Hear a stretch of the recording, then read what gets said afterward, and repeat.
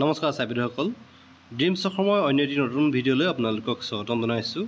আজি ভিডিঅ'টোত আপোনালোকক লৈ আহিছোঁ এখন বিশেষ নিৰ্দেশনা পত্ৰ আৰু নিৰ্দেশনাখনত কি আছে সবিশেষ আপোনালোকক জনাব বিচাৰিছোঁ। নিৰ্দেশনাখন আহিছে government of Assam officer director of elementary education Kahilipara Guwahati. আৰু চিঠিখন পঠাইছে the district elementary education officer all, যিহেতু প্ৰতিখন জিলাৰ ডিষ্ট্ৰিক্ট এলিমেণ্টাৰী এডুকেশ্যন অফিচাৰৰ এই পত্ৰখন পঠাইছে আৰু পত্ৰখনৰ বিষয়ে কি উল্লেখ কৰা হৈছে বিষয়ে আপোনালোকক জনাব বিচাৰিছোঁ। Implementation of activity regarding Bal Vivah Mukta Bharat campaigning under Ministry of Women and Children Department government of India. যিহেতু যি বাল্য বিবাহৰ ওপৰত এটা কেম্পেইনিং চলোৱা হৈছে আৰু এই বাল্য বিবাহ কেম্পেইনিং আপোনালোকক নাম দিয়া হৈছে বাল বিবাহ মুক্ত ভাৰত কেম্পেইনিং। প্ৰকাশ পাইছে 6 ডিচেম্বৰ 2025 তাৰিখে। ইয়াত কি উল্লেখ কৰা হৈছে মই আপোনালোকক জনাব বিচাৰিছোঁ। With reference to the subject cited above and letter under reference I am to enclose here with gov letter in connection with implementation of activity regarding Bal Vivah Mukta Bharat campaigning under Ministry of Women and Children Department গভটপ India। ঠিক আছে, আপোনালোকক জনাব বিচাৰিছোঁ ইয়াত কেইবাটাও activity আপোনালোকে বিদ্যালয়ত কৰিব লাগিব। কি এক্টিভিটি কৰিব লাগিব আপোনালোকক জনাব বিচাৰিছোঁ।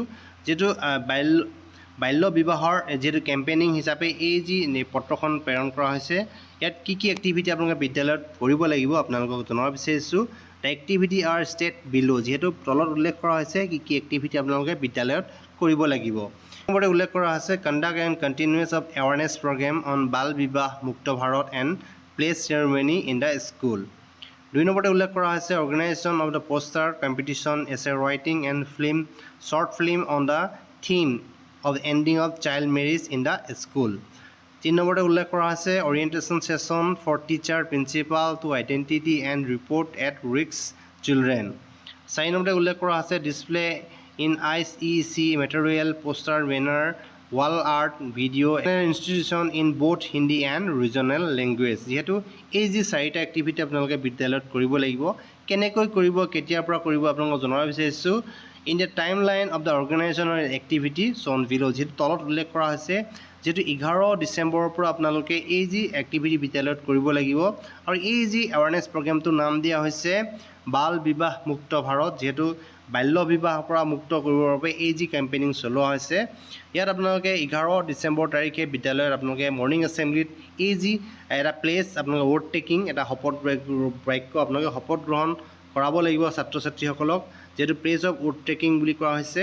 মৰ্ণিং এছেম্বলিত আপোনালোকে 11 ডিচেম্বৰত এই যি ৱৰ্ড টেকিং কৰিব লাগিব। মাজত যেহেতু ড্ৰয়িং কম্পিটিশ্যন বা এছে ৰাইটিং ইত্যাদি বিভিন্ন ধৰণৰ কম্পিটিশ্যন আপোনালোকে আয়োজন কৰিব লাগিব আৰু এই যি কম্পিটিশ্যনসমূহ 28 ডিচেম্বৰ আগতেই সম্পূৰ্ণ কৰিব লাগিব। আৰু বাল বিবাহ মুক্ত ভাৰত প্ৰগ্ৰেম আপোনালোকে বিদ্যালয়ত অনুষ্ঠিত কৰিব লাগিব 11 ডিচেম্বৰ তাৰিখে আৰু 11 ডিচেম্বৰ তাৰিখে আপোনালোকে বিভিন্ন এক্টিভিটি আপোনালোকে বিদ্যালয়ত কৰিব লাগিব। চাবিসকল ভিডিঅ'ত ইমানখিনি আছিলে। আশা কৰিছোঁ ভিডিঅ'টো আপোনালোকক যথেষ্ট উপকৃত কৰিব। ভিডিঅ'টো শেষলৈকে চাই থকাৰ বাবে আপোনালোকক পুনৰবাৰ ধন্যবাদ জনালোঁ।